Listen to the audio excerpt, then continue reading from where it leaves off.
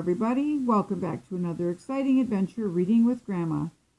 I hope you all are enjoying all of the stories we've read so far. Please take a moment to like, subscribe, and hit the notification bell, and leave a comment and tell me what you liked or what you didn't like and what you would like to hear in the future.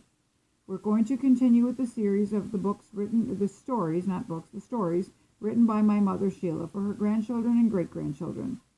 Today's adventure is Ziggy's Incredible Ball.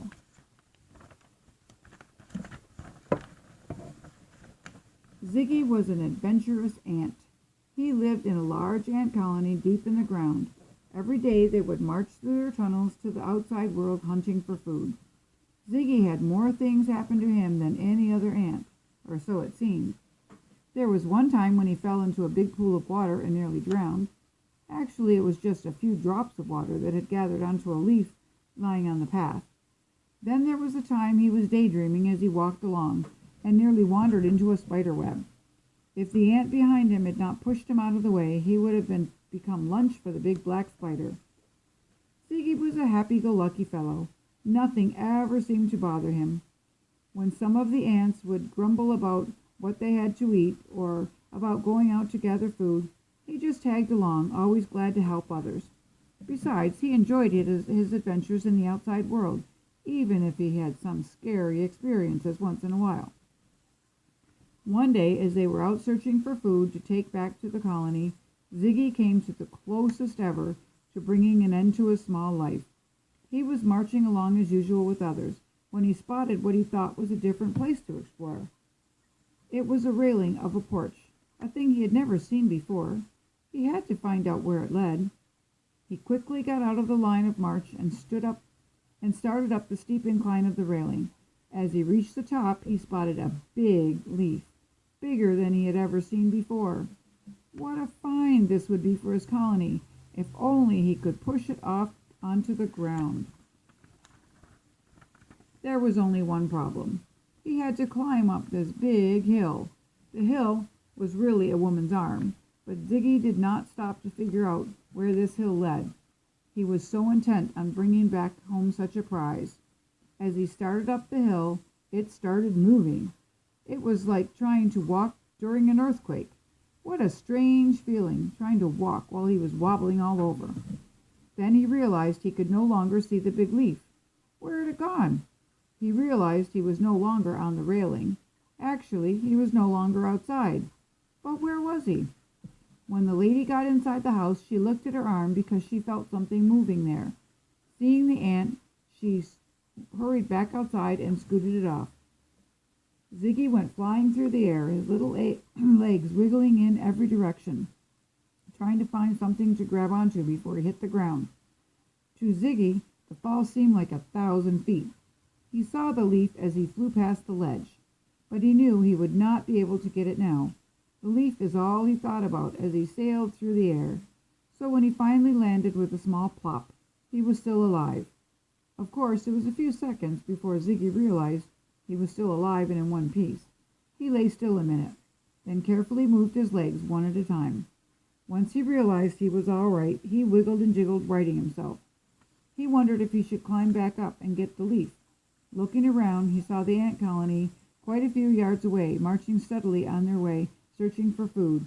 They did not even seem to realize he was missing from the group.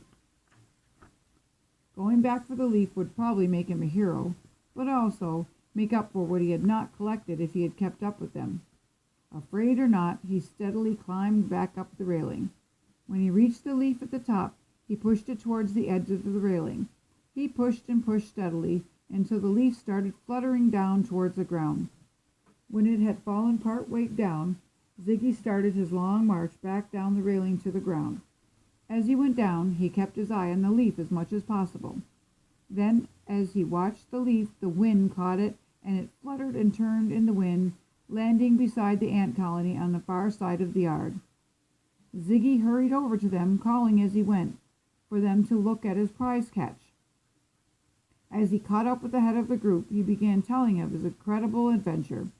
They listened to his tale, not knowing whether to believe him or not, but because of his other adventures, they were ready to accept this latest escapade. After a few minutes, the leader got everyone's attention and had them start biting off sections of the leaf to carry back to the colony. It took most of the ants to get the big leaf back to their underground home.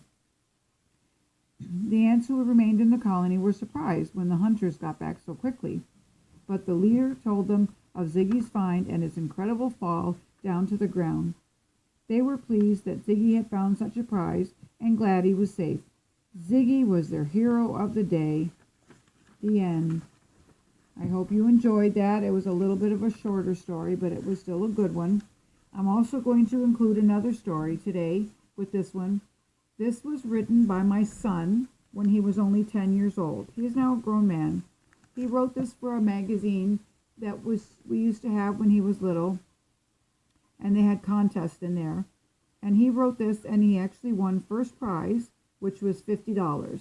$50 doesn't sound like an awful lot, but when you're only 10 years old, it's quite a bit of money. So this is called The Incredible Monkey Search.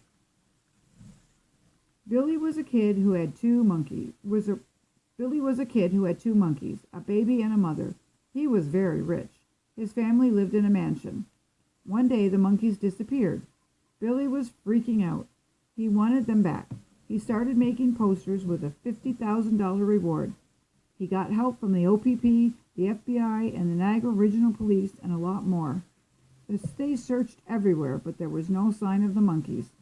He tried to file a missing persons report, but then when they found out they were monkeys, they could not help him anymore.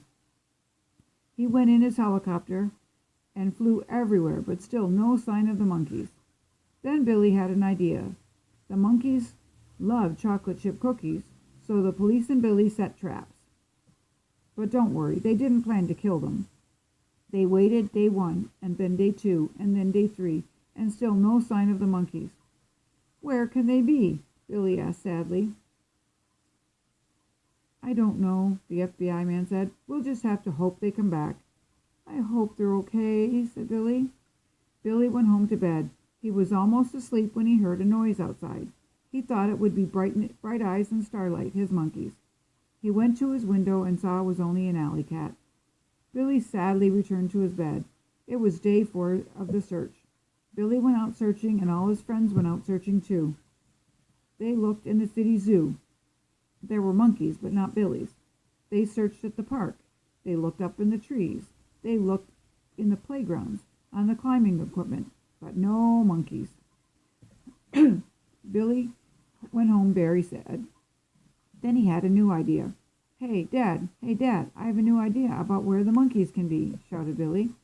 "Tell me about it," said his dad. "Do you remember where we got them from?"